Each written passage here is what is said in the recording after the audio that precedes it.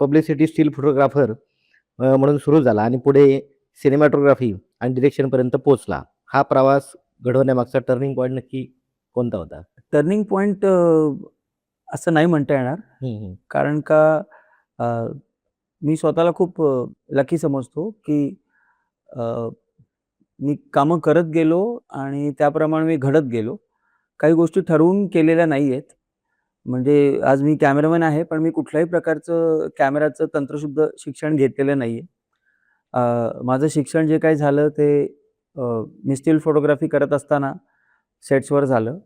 अ, मी स्वतःला नशीबवान का समजतो, तर मी खूप मोठ्या-मोठ्या दिग्दर्शक, मोठे-मोठे डी-ओ-पीज हं, हं. यांच्याबरोबर मी खूप सिनेमे करू शकलो पब्लिसिटी स्टिल्सच्या निमित्ताने. म्हणजे मी रंग दे बसंती केला विनोद प्रधान हो. ज्याचे सिनेमॅटोग्राफर होते त्यांच्याबरोबर. मी मकबूल केलाय हेमंत चतुर्वेदींबरोबर. तर एका डी-ओ-पीची, एका कॅमेरामनची शिस्त मला तिथे म्हणजे शिस्त म्हणजे नुसतीच अ, अ, अ, रोजच्या आयुष्यातली शिस्त नाही, तर ती टेक्निकल एक शिस्त हं. असते प्रत्येक माणसाची. प्रत्येक माणसाची एक जडण-घडण असते.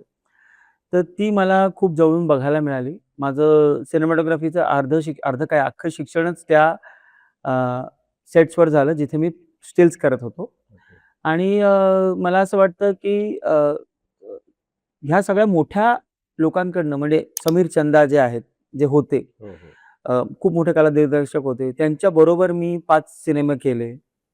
त्याच्यानंतर अं, विनोद सरांबरोबर रंग दे बसंती जवळून बघायला मिळाला मला. हेमंत चतुर्वेदींबरोबर मला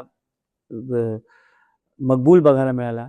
तर अ, एक असं म्हणता येईल की एका कलापिपासू हृदयासाठी हे जे उत्कृष्ट कलाकारांबरोबर काम करण्यापेक्षा मोठं भाग्य नसतं. आणि या लोकांमुळेच मला असं वाटतं माझ्या कलेला, माझ्या कलेमधून मांडायचे जे विचार असतात त्याला धार आली. बरोबर. आणि ह्यांच्यामुळेच मला असं वाटतं की ह्यांचं कॉन्ट्रिब्युशन आहे माझ्या आयुष्यात खूप मोठं. अ, आणि या सगळ्यांकडनं मी शिकत गेलो. मला तेव्हा माहीत नव्हतं, की मी पुढे काय कॅमेरामन बनीन, का मी पुढे काय दिग्दर्शक बनीन. हं, हं, हं. म्हणजे पण तो एक प्रवास आहे आणि असं घडत गेलं माझ्या बाबतीत, की मी प्रत्येक वेळेला मी ते शिखर गाठत गेलो आणि मग त्या शिखरावर पोहोचल्याच्या नंतर मला परत वरचं एक शिखर दिसायला लागलं. तर असा तो प्रवास उत्तरोत्तर होत गेला आणि या सगळ्याच लोकांनी म्हणजे ज्यांची मी आता नावं घेतली, विनोद प्रधान असतील, जहांगीर चौधरी असतील, हेमंत चतुर्वेदी असतील. अ, कदाचित कदाचित आज ते मला ओळखणारही नाहीत. हो, हो, हो. पण एक 21-22 वर्षाचा तरुण म्हणून मी त्यांच्याकडनं जे शिकलो, हं.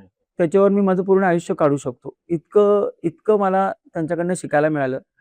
बरं त्याच्यानंतरही मला अमोल गुप्तेंसारखा एक खंदा गुरु लाभला. हं, हं. अमोल गुप्ते आहेत, त्यांची वाईफ दीपा भाटिया. हे एक मला असं वाटतं, की अतिशय उत्तम गुरु मला लाभले आणि त्यांच्याकडूनच मला असं वाटतं माझं जे काही यश काय, माझं अपयश काय, जे काही आहे ते ह्यांच्याकडनं शिकलेल्या गोष्टींमध्येच आहे आणि मी ऋणी राहीन त्यांचा. म्हणजे खास करून अमोल सरांचा तर मी ऋणी राहीन, की त्यांनी मला जे शिकवलं, त्यांच्याबरोबर असताना मला जे शिकायला मिळालं, ते मला आयुष्यभर पुरून उरेल इतकं मी शिकलो.